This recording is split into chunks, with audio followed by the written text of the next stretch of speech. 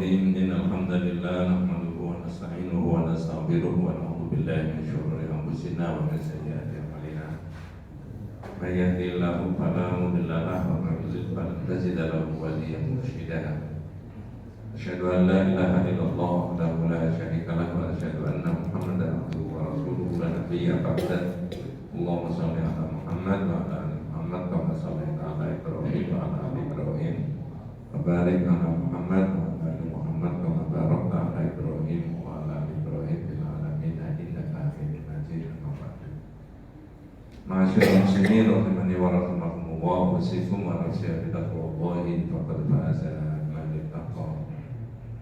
Ibu-ibu, bapak-bapak, adik-adik para jamaah rahimakumullah. Jadi syahadat yang digulirkan oleh Nabi yang diterangkan itu sekarang menyebar kemana-mana, termasuk kita itu adalah orang yang bukan hanya melafalkan 2 kalimat syahadat, tapi kemudian mempraktekkan dalam kehidupan kita sehari-hari. Tapi sudah berkali-kali dikaji bahwa kalau cuma dilafalkan saja agak susah untuk bisa dijabarkan dalam kehidupan yang nyata sehari-hari. Maka beberapa hadis, beberapa Quran dikumpulkan oleh para ulama yang berkaitan dengan penjelasan tentang 2 kalimat syahadat itu.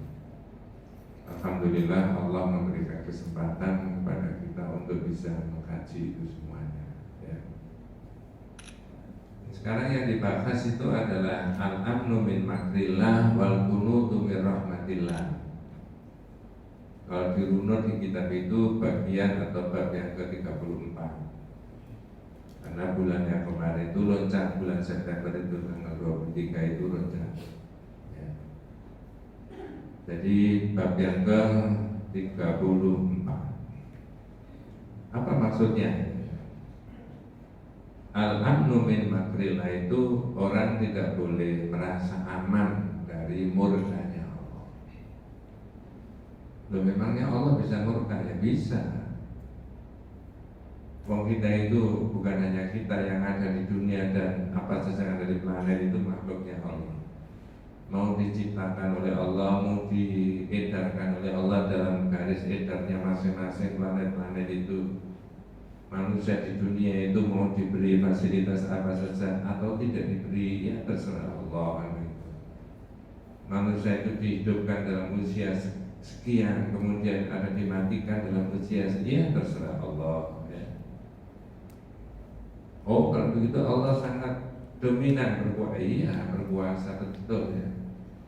Maka orang Islam itu kembalinya ke sana ya. Iya karena Abu iya karena nasta'in itu kan kita lafalkan puluhan kali dalam sehari semalam. Tapi kita hayati maknanya bahwa sesungguhnya kita ini memohon sama Allah dan beribadah. Nah sekarang dalam bab itu ada 2 poin yang dibahas. Pertama adalah al-amnu min makrillah. Tidak boleh merasa aman dari murkanya Allah. Bisa nggak tiba-tiba orang itu menurut dia sudah aman, tapi kemudian oleh Allah SWT ternyata ada sesuatu yang terjadi tidak diinginkan oleh manusia itu? Bisa terjadi nggak begitu? Oh, sangat bisa. Mudah-mudahan tidak terjadi di masyarakat kita dan tidak terjadi di kita ya. Kalau orang naik kendaraan itu oleh para teknisinya sudah dicek luar biasa. Bahkan kadang-kadang meyakinkan, kenapa? Sudah ada yang perlu dikhawatir? Oh, tidak usah. Manusia begitu. Tapi tiba-tiba, alhamdulillah, ada nggak kemungkinan dalam perjalanan itu trouble? Ada. Kok iso? Ya iso. Gak iso begitu. Itu maksudnya. Allah itu berkuasa. Makanya orang itu disuruh kembali ke sana. Nah, pikiran ini diurai di dalam kitab tauhid itu supaya orang tidak merasa aman dari murkanya Allah, dan yang kedua, orang tidak boleh putus asa dari rahmatnya Allah. Karena Allah itu segala-galanya. Saya rasa masyarakat ya, kita ini punya pengalaman spiritual sendiri-sendiri. sesuatu yang sepertinya tidak bisa menjadi bisa. Bidang apa? Ya terserah macam-macam. Nah begitu. Nah kita pelajari pelan-pelan, dimulai dari menampilkan surat Al-A'raf ayat 96, 97, 98 dan seterusnya. Supaya nyambung, di kitab itu tidak ditulis lengkap ya, tapi jangan mundur di Quran yang 96, 97, 97 sampai 98. Ayatnya sangat populer. Kalau saya baca di awalnya itu rasanya semuanya sudah bisa meneruskan sendiri-sendiri ya. Karena sudah ngaji sana, ngaji sini kan begitu kan? Ya, tapi karena nggak ada ulangan ya banyak lupanya. Itu. Ya. Ayatnya Al-A'raf, surat Al-A'raf ayat 96, 97, 98 dan 99. Saya mulai dari awal. A'udzu billahi minasyaitonir rajim. Bismillahirrahmanirrahim. Walau anna ahlal qura, terusnya belum tahu ngaji gitu. Walau anna ahlal qura amanu wa taqaw la fatahna 'alaihim barakatim minas sama'i wal ardi. Sampai di situ dulu, nanti kita urai. Ya. Apa bahasa Indonesianya, Pak? Begitu, Mbok. Al-A'raf ayat 91. Dan sekiranya penduduk negeri beriman dan bertakwa, pasti kami akan melimpahkan kepada mereka berkah dari langit dan bumi. Saya potong dulu. Jangan percaya sama ayat ini, Pak. Ya harus percaya Allah. Jadi janjinya Allah kalau penduduk negeri itu beriman dan bertakwa dibukakan keberkahan. Nah, sekarang kita urai. Uraiannya berkaitan dengan takwa itu banyak sekali variasinya. Bukan hanya kaitannya dengan spiritualitas, keimanan. Yu'minuna bil ghaib, beriman pada yang ghaib. Orang yang beriman pada ghaib ya, lalu diimani yang sebenar-benarnya, itu membawa dampak yang positif. Contoh, ada orang dikasih duit sekian banyaknya, yang sering kali saya sebutkan. Terus orang itu mengatakan, wah jangan Pak, duit tidak apa-apa itu. Ini duit kan, ya saya tahu ini duit nggak benar Pak. Iya, nggak ada laporan, nggak ada tanggung jawaban. Tapi kan udah sampai ke sini, nggak sampai ke sini. Terus orang yang ditawar dia bilang gini, ya memang kita itu bisa berkelit dari itu semuanya Pak ya. Secara administrasi tidak ada pertanggungjawaban dan seterusnya. Tapi karena saya ini beriman pada yang gaib, termasuk ada pertanyaan besok di akhirat. Kalau saya ditanya tentang duit ini, jawabannya gimana Pak saya? Itu mestinya dampaknya sampai segitu. Nah sekarang saya tanya, kira-kira masyarakat kita yang mengaku beriman kepada yang gaib sampai ke situ nggak kira-kira? Belum. Nunggu kapan? Mati. Nah, makanya di dalam kitab Firqatun Najiyah wa Thaifah Al-Mansurah itu ada 3 poin. Pakai bahasa Indonesia, siapa yang butuh hujjah, man arada hujjatan fal Qur'anu yakfihi. Siapa yang butuh argumentasi, dalil cukup Quran. Man arada wa'idan fa Allahu yakfihi. Siapa yang butuh penolong, cukup Allah yang memberi pertolongan. Wa man arada wa'idan fal mautu yakfihi. Siapa yang butuh nasihat, kasih nasihat Mas 1 poin apa? Mati. Nah kalau diberi nasihat tentang kematian masih tidak mempan, pannaru aula, maka neraka bagi dia. Dikasih Quran ditolak, dan gitu ya. Disuruh mohon pertolongan sama Allah, malah mencari selain dari Allah. Dikasih nasihat, Pak hati-hati, Bu hati-hati, sampai itu bisa mati nantinya. Nah itu kalau orang iman diterima, oh iya. Makanya saya harus hati-hati, apalagi sudah umur berapa Pak? 70. Ada yang 70? Ada. Mudah-mudahan diberi rahmat sama Allah SWT, diberi yang barokah. Makanya kata ayat tadi, jika saja penduduk negeri itu iman dan takwa. Dan iman takwa itu salah satu poinnya beriman pada yang gaib tadi. Itu takwa itu salah satunya itu yu'minuna bil ghaib. Nah, salah yang lain ya. Poin yang berbeda lagi tentang konsep orang bertakwa itu adil. I'dilu huwa aqrabu littaqwa. Berbuat adilah karena sesungguhnya berbuat adil itu mendekatkan kamu menjadi orang yang apa? Adil macam-macam Pak. Nah, kalau kemudian distribusi ekonomi yang ada di potensinya masyarakat bangsa dan negara itu didistribusikan dengan merata, ya, kalau orang itu bisa adil, maka semuanya dapat kebaikan. Ya, saya bukan bidang saya itu ya. Saya tanya, kira-kira potensi kekayaan alam Indonesia ini dimakan oleh orang Indonesia 2 kali lipat masih cukup Pak? Cukup. Di perut bumi itu ada banyak kekayaan enggak? Tambang-tambang itu kan. Di laut itu kan banyak ikan yang bisa dikelola lalu dijual kan. Ya, kalau tidak kemudian digadaikan ke orang lain misalnya. Nah, kalau itu cukup, tapi sekarang kok begini Pak Ustaz? Nah, itu distribusinya yang tidak merata. Yang kaya, yang miskin, teman-teman.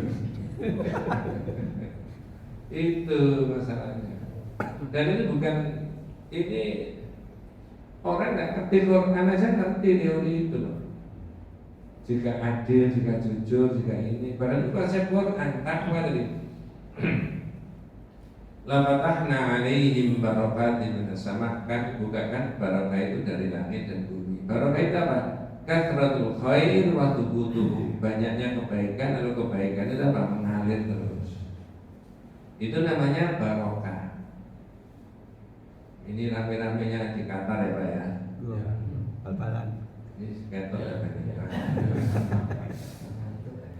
Iya. Mengapa kalau saya bilang gitu? Ada nggak negara yang beri bonus senilai 20 miliar terhadap satu pemain? Nah, kalau itu tidak negara kaya masa bisa? Padahal itu belum final itu. Menurut berita, betul Pak ya? Betul. Nah, kalau final dapat berapa? Apalagi juara 1. Bukan itunya yang menjadi perhatian saya. Berarti kasnya negara itu sangat apa? Melimpah. Cuma saya nggak tanya, kasnya negara sampai itu melimpah kan? Katanya begitu saya. Karena bukan ilmu saya itu Pak. Tidak boleh emosi ya. Itu ayat yang benar, makanya saya tanya itu, walau anna ahlal qura amanu wattaqu la fatahna alaihim barakatin minas sama'i wal ardh. Sebaliknya, monggo. Tetapi ternyata mereka mendustakan ayat-ayat kami. Mendustakan itu bukan tidak percaya, orang percaya, tapi diabaikan. Iya, konsep keadilan tidak ada, konsep transparansi tidak ada, konsep berpihak kepada orang yang miskin tidak ada. Itu kan mengabaikan ayat-ayatnya Allah. Bukan Qurannya dibakar, bukan tidak percaya, tetapi sikap hidupnya tidak kayak begitu tadi. Abai terhadap apa yang sudah dijelaskan oleh Allah itu. Padahal amanahnya itu kan apa? Ya, bumi, air dan seluruh kekayaan yang ada di dalamnya dikelola oleh negara. Ya, kemudian dia apa? Untuk kemakmuran. Jangan sampai jangan hafal. Apa cok? Itu ya. Walakin kadzabu fa akhadnahum bima kanu yaksibun. Kalau mereka itu mendustakan akan ada balasannya. Saya rasa ibrah di dalam Quran itu sudah banyak Pak. Jangan begitu, di negara modern aja juga banyak kok terjadi begitu ya. Ya, nah begitu. Bukan itu yang kita bahas. Lanjutnya Pak, ini yang kita bahas. Apa amina ahlul qura ayyatiyahum ba'suna bayata wa hum na'imun.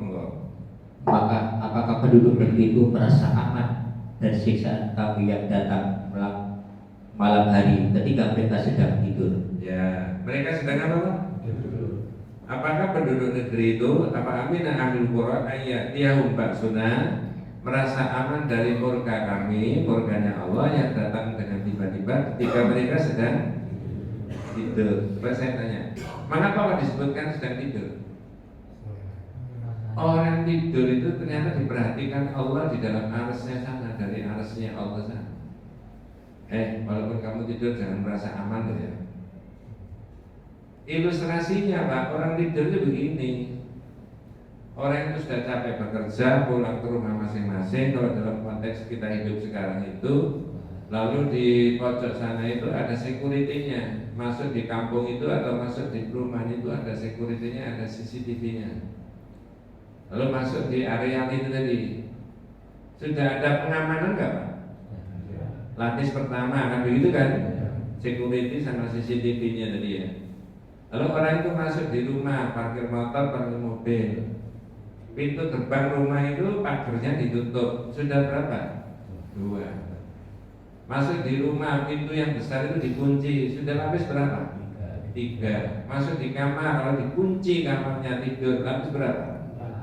4. Allah menjangkau nggak sampai di situ? Oh, bukan hanya tidak menjangkau. Saomai-omai dihancurkan bisa. Iya betul Pak ya. Dengan apa? Macam-macam caranya Allah.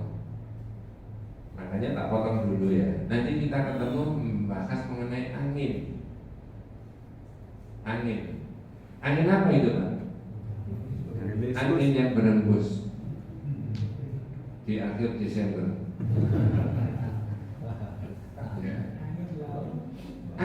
Angin biasa itu Pak.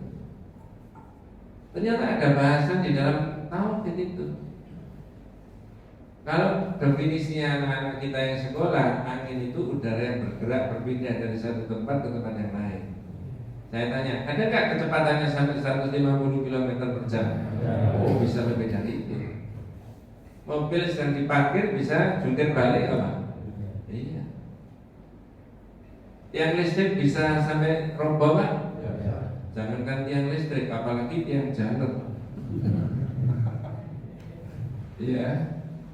Mengapa Pak saya bilang gitu? Lewat angin saja. Nanti ada bahasanya mengenai itu. Bisa memporak-porandakan satu masyarakat. Tetap kapan hari ada angin puting beliung yang memporak-porandakan itu luar biasa itu. Makanya ketika ada angin disunahkan oleh Rasulullah berdoa. Allahumma inna nas'aluka min khairi hadhihi ar-rih wa khairi ma fiha wa khairi ma umirat bihi wa na'udzu bika min syarri hadhihi ar-rih wa syarri ma fiha wa syarri ma umirat bihi. Inti daripada doa itu memohon kepada Allah ya, supaya angin ini membawa kemanfaatan. Aku mohon kepadamu ya Allah kebaikan yang ada di dalam angin ini dan kebaikan yang Engkau perintahkan di dalamnya. Dan kami berlindung memohon kepadamu agar apa? Dari kejelekan angin ini dan kejelekan apa yang Engkau perintahkan di dalam angin. Berarti angin bisa menghancurkan, memporak-porandakan bangunan yang sudah dibangun oleh manusia bertahun-tahun kan? Nah di situ cara menghancurkannya itu. Apalagi manusia sedang tidur tadi.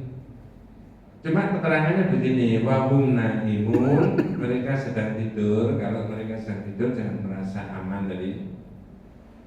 Makanya jenengan dan saya disunahkan kalau tidur apa Pak doanya Pak?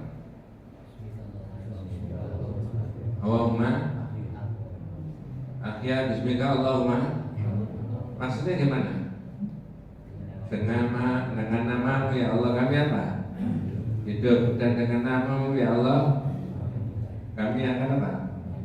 Barangkali besok-besok paginya itu loh, habis sholat subuh, lalu di masjid itu ada begini, Assalamualaikum warahmatullahi wabarakatuh.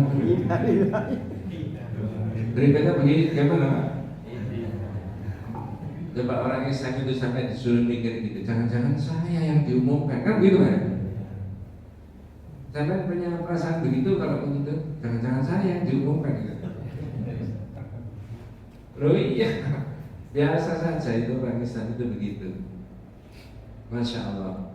Mereka sedang tidur ya dulu ala kamalil amni li'annahum fi biladihim. Orang yang tidur tadi sudah saya ilustrasikan, diilustrasikan tadi. Pengamanannya sampai berapa tadi? 4 tidur. Itu ya dulu ala kamalil amni warrohok wa adamil dayik. Itu menunjukkan ya, wa anal khaif la yanam.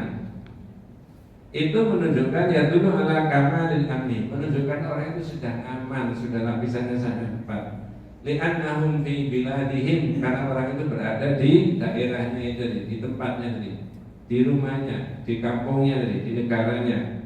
Wa anal khaif la yanam, orang yang sedang teratapan ya, sedang ketakutan, itu gak bisa tidur. Coba orang tidur saja diperhatikan sama Allah, jangan merasa aman kan? Ya begitu ya. Kemudian berikutnya, awa amina ahlul qura ayatiyahum ba'suna bukhawwahum yal'abun ya. Apakah penduduk negeri itu merasa aman dari siksaan kami yang datang pada pagi hari ketika kita sedang bermain? Sedang apa tadi Pak? Bermain. Di waktu apa? Pagi hari. Pagi hari mataharinya bersinar dengan terang sekali. Pagi itu suasananya nyaman, tidak ada pekerjaan, tidak ada hal yang merepotkan kita hari itu, fasilitas hidup itu ada kecenderungannya orang bermain-main Pak ya. Cari-cari acara yang sepertinya tidak ada manfaatnya ini. Ya, mengapa kok begitu? Wahum yang mabun, dan mereka sedang bermain-main tadi. Ya dulu aidan ala kamalil amni wa raqab adami dhayiq. Itu menunjukkan bahwa sesungguhnya orang itu sedang aman karena dia sedang bermain-main dan rokok, tidak ada kerepotan, nggak janji, nggak bisnis, nggak ini, nggak itu dan sebagainya. Wa adami dhayiq, tidak ada kerepotan ya. Lianna law kana indahum dhayiqun, andai kata orang itu dalam kerepotan ya, bil aish, dalam masalah penghidupan, la dhahabu yatlubuna rizqa, tentu saja orang itu bekerja ya untuk mencari rezekinya siapa? Allah. Tapi karena sedang rokok, sedang santai, sedang tidak ada masalah, maka dia bermain-main. Namun demikian kata Allah tadi, janganlah Anda merasa apa? Aman dari murkanya Allah ketika sedang bermain. Oh sekarang saya kalau begitu kita itu dalam situasi apapun tidak boleh lengah Pak dari kemungkinan jangkauannya Allah tadi. Jawabannya iya. Kapan hari kan sudah saya terangkan itu, orang itu dikunci sama Allah dengan 3 posisi. Dikunci itu maksudnya ya diingatkan. Orang itu kalau dalam 3 posisi itu selalu ingat sama Allah, orang itu aman. Aman dari kemungkinannya, naudzubillah, orang itu menyimpan. Ya, orang itu menyimpan. Ada yang ingat 3 posisi itu apa? Pakai bahasa Indonesia. Nggak pakai tanya-tanya ya, langsung diterangkan saya. Iya, ya. Ini luar biasa. Bahkan ayat itu yang ditangisi oleh Nabi itu bukan ayatnya Pak. Apa? Ngerti nggak umatku tentang ayat ini? Coba saya bacanya, kan mesti bisa meneruskan itu. Inna fi khalqis samawati wal ardi wa ikhtilafil laili wan nahari la ayatil liulil albab. Sesungguhnya dalam kejadian langit dan bumi, bergantinya siang dan malam, di situ ada tanda-tanda kekuasaan Allah, ayatnya Allah. Tapi tidak bagi semua orang. Siapa yang memahami itu?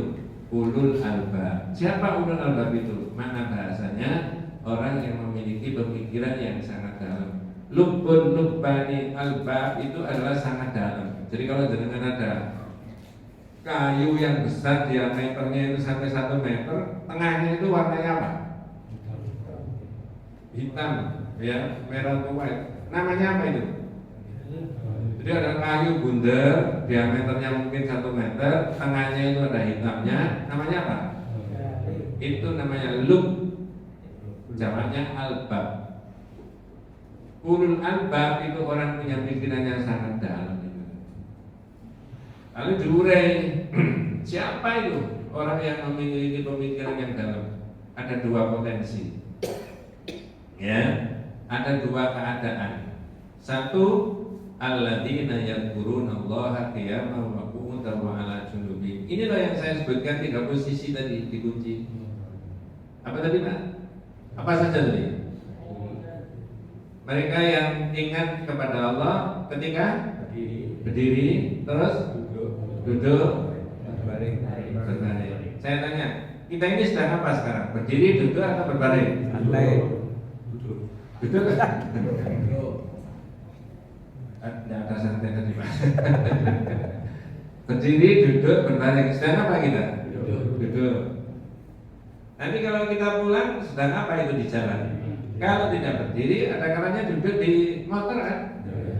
Betul ya? Kalau nanti malam, ya kita sedang apa? Berbaring. Di mana-mana orang itu cuma dalam 3 posisi ini. Jangan tadi. Apakah ada manusia itu lazimnya di luar 3 posisi? Kan? Maksudnya Allah, manusia, kalau kamu tuh bisa ingat saya dalam 3 posisi, itu kamu punya pemikiran yang sangat dalam. Itu ya Pak. Coba saya supaya menukik ya. Apakah amal soleh itu bisa dilakukan sambil berdiri, sambil duduk, maupun sambil berbaring tidur? Jawabannya dibalik sekarang. Apakah kemaksiatan itu bisa dilakukan oleh orang sambil berdiri, sambil duduk, sambil tidur? Bisa. Bisa toh? Bisa. Cuma saya nggak tanya, pengalaman kan tidak begitu. Ya, pengalaman. Tapi jangan lupa, naudzubillah min dzalik. Ada saya tambahi 1 poin. Ketika orang terjebak dalam kemaksiatan, itu kata kita berkotunajia, ya, itu adalah hukum kemanusiaan. Wa adamu apa? Dan manusia itu tidak maksum. Itu buktinya kalau manusia itu terjebak dalam kesalahan itu karena manusia itu apa? Tidak maksum. Dan di dalam diri manusia itu ada hukum kemanusiaan. Maka manusia, tetapi di tauhid yang kembali, ketika orang bertobat, tobat-tobatnya bisa dihapus sama sekali, Pak? Bisa. Nanti ada ketemu di bab itu. Saya balik lagi. Jadi dalam 3 posisi tadi, orang selalu ingat sama Allah, dikunci tadi. Kemudian kalau dilanjut ayatnya tadi, wa yatafakkaruna fi khalqis samawati wal ardi, lalu dia berpikir adanya fenomena alam tadi. Apa saja, sebesar-besarnya peristiwa, sekecil-kecilnya peristiwa, lalu dia berpikir. Itulah kata orang itu kemudian, kata ahli pendidikan, kebetulan hari ini katanya hari guru ya, itu mengembangkan potensi berzikir maupun potensi berpikir. Ya, orang Islam itu terutama di Indonesia yang lebih menonjol berzikirnya apa berpikirnya? Berpikir. Berpikir. Kalau sampai apa berdoa? Benar, kedua-duanya penting itu Pak. Harus seimbang. Nah, berzikir itu dalam 3 posisi tadi, ingat sama Allah itu. Ya, itulah ulul albab. Orang yang memiliki pemikiran yang sangat apa? Dalam. Makanya ayat ini balik ke dalam kitab tadi, surat Al-A'raf tadi, oleh Allah Subhanahu wa taala, walaupun orang itu dalam keadaan tidur, walaupun orang itu dalam keadaan apa? Bermain-main. Terakhir yang pembahasannya di dalam ayat itu, afa aminu makrallah fala ya'manu makrallah illal qaumul khasirun. Apa Pak selanjutnya? Atau apakah mereka merasa aman dari siksaan Allah yang tidak terduga-duga? Ya, terus tidak ada yang merasa aman dari siksaan Allah selain orang-orang yang merugi. iya. Tidak ada yang merasa aman dari murka dan siksanya Allah. Kalau jenengan misalkan saya dan kita semuanya punya pemimpin mulai dari orang nomor 1 sampai orang nomor 71. Siapa orang nomor 71? Enggak ada, waktu itu karangan saya sendiri. Ya. Lalu setiap hari itu ngomong atau tidak setiap hari, kita durasinya 2-3 hari atau 1 minggu sekali. Wahai misalkan saudaraku, wahai rakyatku, sebangsa dan setanah air, kalau itu orang nomor 1. Kita tidak boleh merasa aman dari murkanya Allah walaupun kita itu sudah mencapai pertumbuhan ekonomi yang cukup bagus. Nanti sekali tempo bicara begitu, nanti sekali tempo bicara sisi yang agak berbeda. Wahai saudaraku sebangsa dan setanah air, sebentar lagi ada musim hujan, ada kemungkinan ada badai, ada kemungkinan, maka janganlah merasa aman dari murkanya Allah. Betul kan?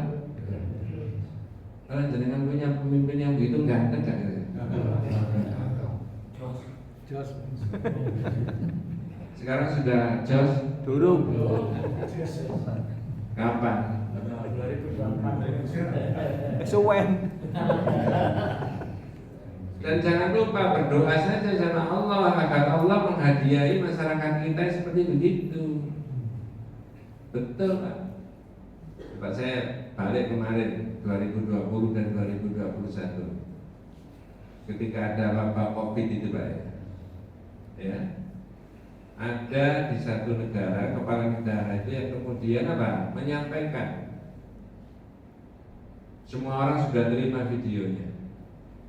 Intinya berharap kepada pemimpin agama, para imam di masjid-masjid, para ulama, para ini supaya membimbing rakyatnya semuanya berdoa karena ini ada musibah yang Allah berikan dalam bentuk COVID.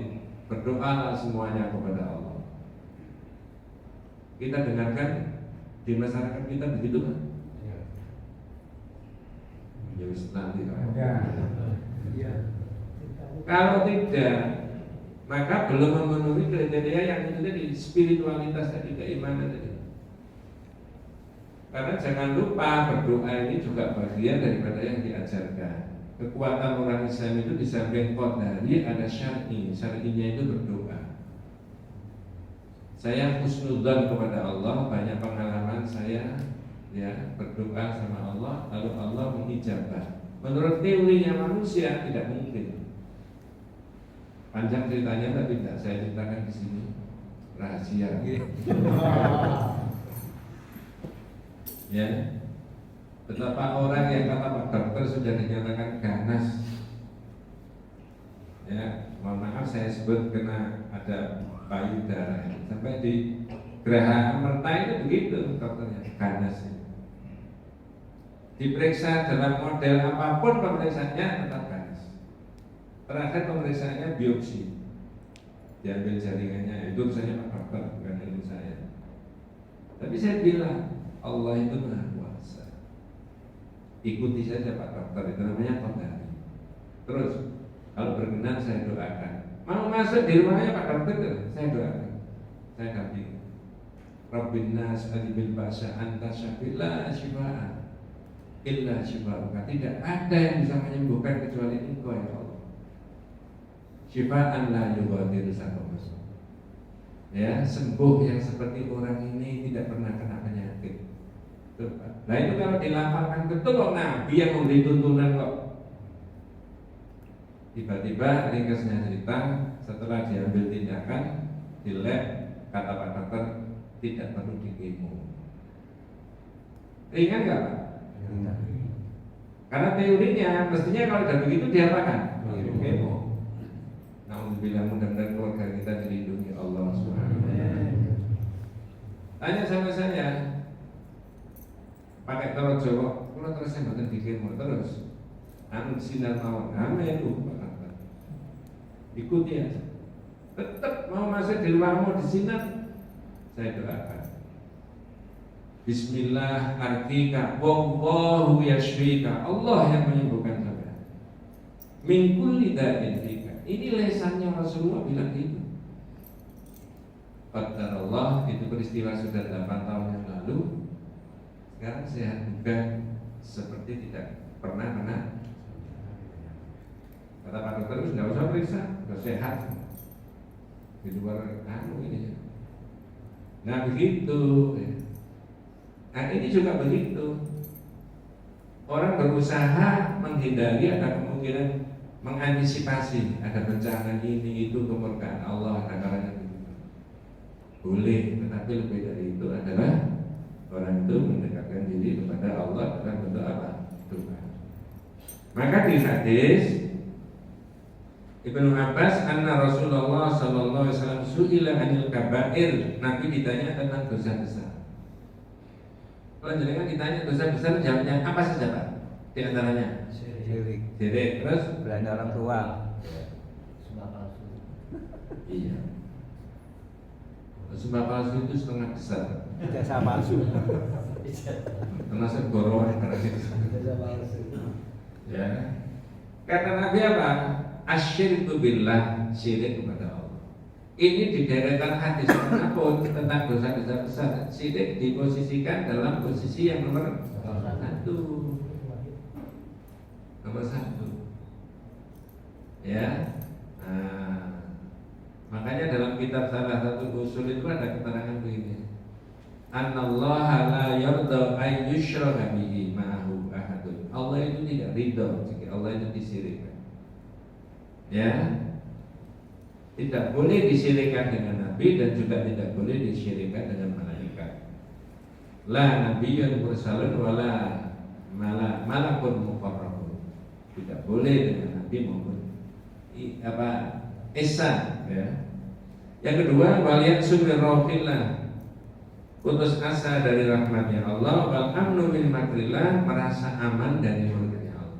Berarti adakah kemungkinan orang yang disebut melakukan dosa besar tapi tidak dalam bentuk ucapan, tapi tidak dalam bentuk perbuatan, tapi dalam bentuk pikiran saja? Kalau mengikuti ini, saya ulangi, ini betul mikir tapi enteng-enteng. Nabi tadi ditanya tentang dosa besar, hadis riwayat Ibnu Abi Hatim. Pertama adalah syirik kepada Allah, yang kedua merasa aman dari murkanya Allah. Kemudian yang ketiga adalah putus asa atau putus harapan dari rahmatnya Allah. Tanyaan saya, adakah kemungkinan mau dibilang orang berbuat dosa bukan karena perbuatan, bukan karena ucapan? Kalau menurut ini tadi, jawabannya ada. Dia merasa aman, tidak mungkin, ya, tidak mungkin, itu tidak boleh, ya. Nah, makanya kadang-kadang orang tahu kok iso, ya iso, ya. Orang yang saya ceritakan tadi, kalau menurut definisinya ilmunya Pak Dokter, kok iso, ya iso. Siapa yang menghendaki iso? Allah. Jadi al-amnu min makrillah itu termasuk minal kabair, dosa besar. Yang kedua, al-qunutu min rahmatillah, putus asa dari rahmatnya Allah. Katanya Pak, ada nggak orang, kalau itu hubungannya dengan orang sakit yang secara zahir tidak mungkin bisa sembuh, tapi tiba-tiba bisa sembuh? Ada toh? Ada nggak orang yang biasa-biasa saja secara ekonomi, tapi kemudian oleh Allah dicuatkan ekonominya menjadi orang itu sukses secara zahir duniawi? Ada Pak ya? Ada. Maka tidak boleh berputus asa dari rahmatnya. Dosa juga begitu. Coba saya ingatkan kaitannya dengan dosa. Siapa Pak yang membunuh pamannya Rasulullah di perang Uhud itu?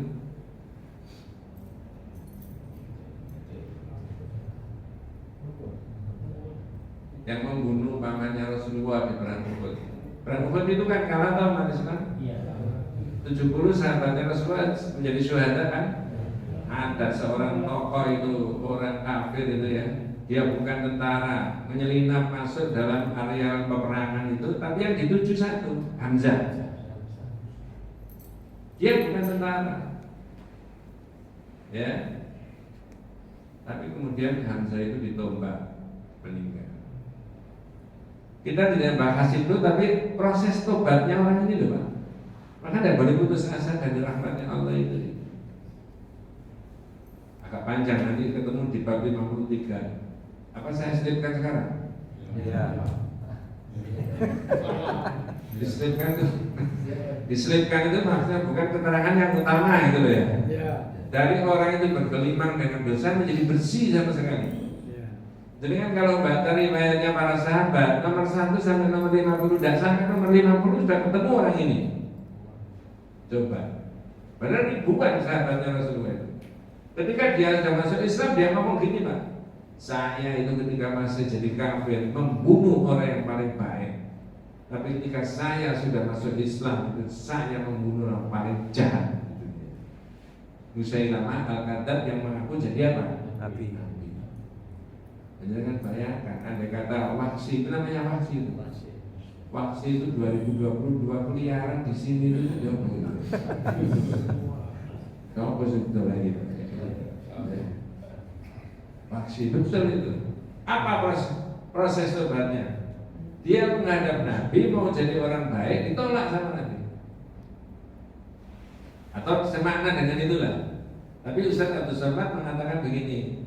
Apa namanya bahasanya Rasul begini, ghaib anni ya Wahsy hatta la ara wajhaka. Itu kata Ustaz Abdul Somad. Saya itu kalau melihat wajahmu itu masih ingat pamanku yang kamu bunuh itu. Ini. Tapi kalau diterjemahkan roto kasar, pindah dari sini. Aku tidak kepingin melihat muka. Nah itu lebih kasar lagi, cara Jawa, JTV pojok kampung. Lain. Kalau pengen delok Laimu. Betul Pak. Karena dia itu gigih, tidak putus asa dari rahmatnya Allah dalam benak dan pikirannya. Wah, kalau Muhammad itu Nabi temenan tak begini. Panjang saya nggak cerita ayatnya, nanti ketemu di ayat lain. Terakhir Nabi saat itu menerima ayat Al-Quran. Qul li ibadiyal ladzina asrafu ala anfusihim la taqnatu min rahmatillah innallaha yaghfiru dzunuba jami'an. Muhammad bilang sama orang yang duduk di depan gitu, Wahsy. Apa yang harus dikatakan Rasulullah? Ya. La taqnatu min rahmatillah. Jangan putus asa dari rahmatnya Allah. Sesungguhnya Allah itu Maha memberi pengampunan semuanya apa? Dosa. Berarti dalam konteks hubungannya dengan dosa dan kesalahan manusia, sebanyak-banyaknya segunung-gunung tumpuk dosanya manusia, kalau dia tobat diterima nggak sama Allah? Diterima. Maka tidak boleh putus asa. Itu kalau kaitannya dengan dosa, kaitannya dengan sakit juga begitu, kaitannya dengan itu.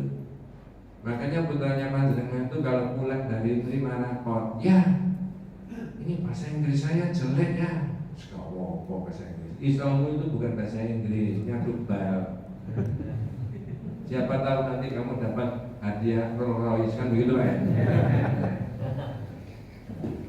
Itu dayakinya. Loh ya, cita-cita saya tinggi ya. Apa? Saya itu loh ya, pengen jadi presiden. Oh nggak apa-apa. Masih gak iso? Itu tadi nilainya paling jelek tadi apa?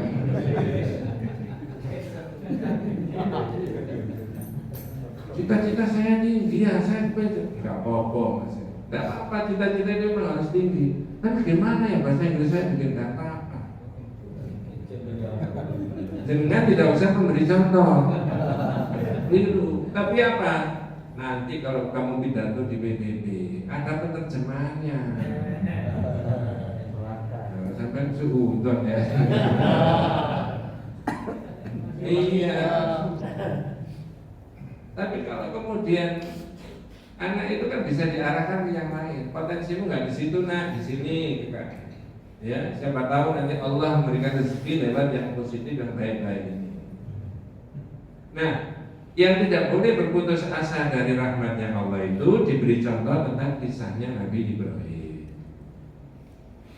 Ya, Nabi Ibrahim itu tidak punya anak cukup lama Pak ya. Ada yang ingat apa kata-katanya Nabi Ibrahim ketika didatangi malaikat itu? Diberitahu bahwa kamu akan punya anak. Tapi Nabi Ibrahim merasa saya ini sudah tua. Di ayat yang lain Nabi Ibrahim nudin sama istrinya. Itu loh lihat sendiri, Bu Ibrahim itu sudah sepuh. Tapi ayat ini enggak. Yang akan kita baca. Apa yang disampaikan Nabi Ibrahim? Sepertinya tanda petik tidak percaya. Lalu ditegur sama malaikat, tidak boleh putus asa dari rahmatnya Allah. Pikiran kayak begini dimasukkan di dalam tauhid supaya orang yang mempelajari tauhid yang bersyahadat itu punya positive thinking, berpikir yang positif tentang Allah dan tidak boleh berputus asa.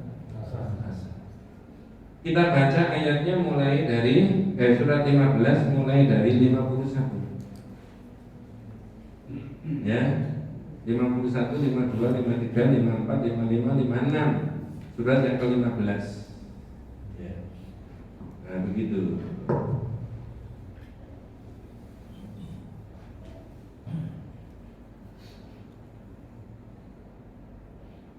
Monggo, apa terjemahnya? Al-Hijr ayat 51. Okay. Dan kabarkanlah Muhammad kepada mereka tentang tamu Ibrahim, yaitu Walabikum andoi fi Ibrahim. Kabarkan kepada mereka Muhammad tentang tamunya Nabi Ibrahim. Siapa pak tamunya pak? Malaikat. Berarti Nabi Ibrahim bisa memersani ada malaikat datang pak? Bisa. Kalau jenengan? Tidak bisa. Berarti Nabi Ibrahim bolak-balik didatangi malaikat kan? Iya. Kalau jenengan? Paling terakhir nanti Israel.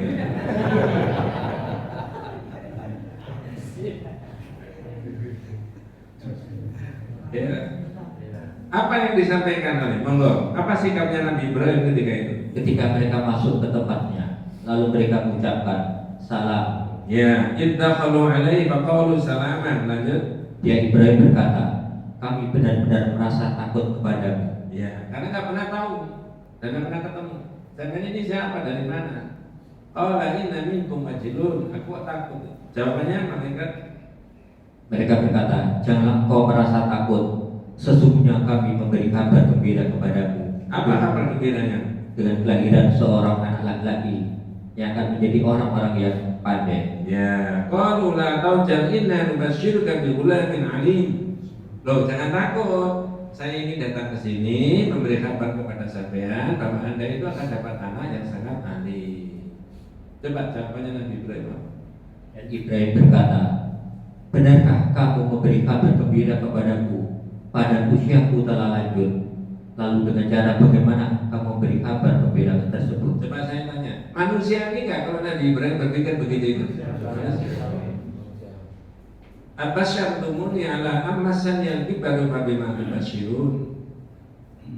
Dengan cara apa kamu memberi kabar gembira kepada saya? Kalau saya sudah tua, ya. Di ayat yang lain dan saya katakan itu loh Bu Ibrahim sudah sepuh. Ini kalau kaitannya dengan ini kita tarik di yang lain-lain, itu juga bisa begitu.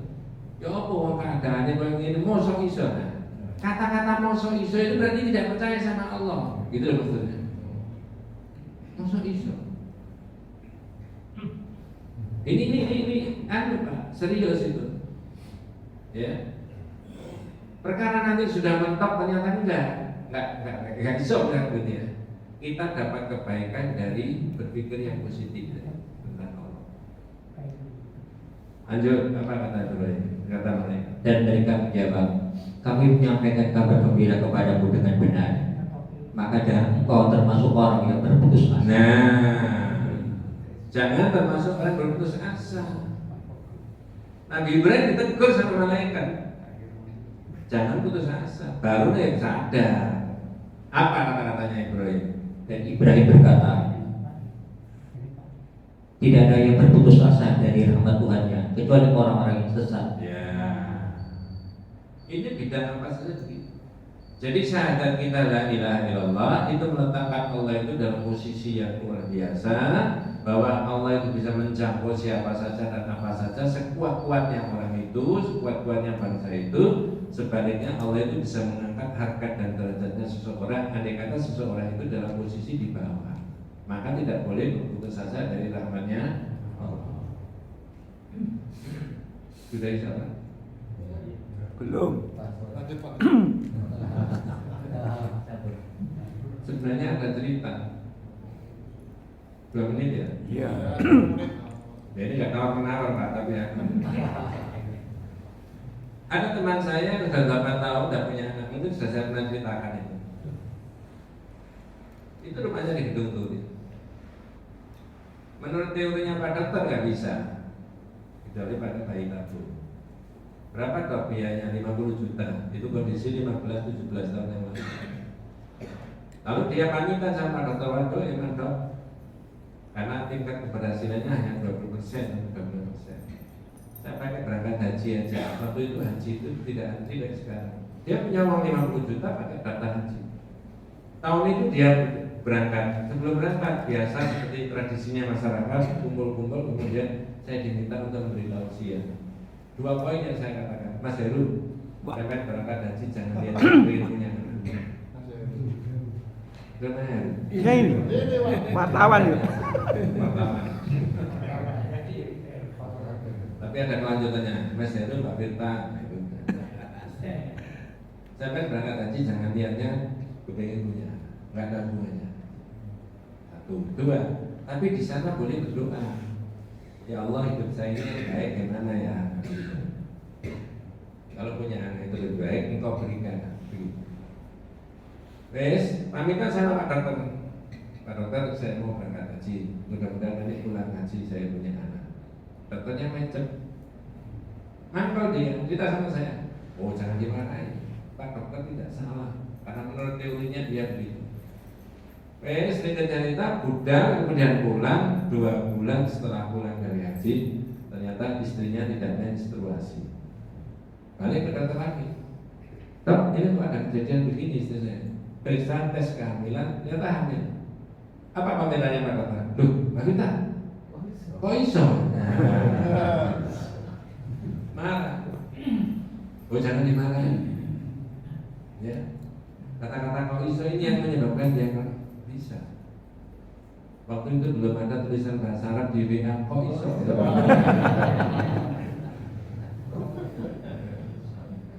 Inilah itu. Teorinya manusia boleh macam-macam, tapi hakikatnya Allah. Allah, ya. Nanti kita lanjut judul berikutnya, As-sabru ala aqdarillah. Sabar. Jadi bab 30 sampai 37, kemarin 37 saya terangkan, itu menyangkut hal-hal yang bersifat spiritual, ya, dan lain sebagainya. Allah. Mudah-mudahan kita semuanya dan keluarga kita senantiasa diberikan rahmat barokah dari Allah Subhanahu wa taala. Hadza Allah yang berbaik. Kita tutup dengan doa kafaratul majlis. Subhanallahumma wa bihamdika asyhadu an la ilaha illa anta astaghfiruka wa atubu ilaik. Assalamualaikum warahmatullahi wabarakatuh.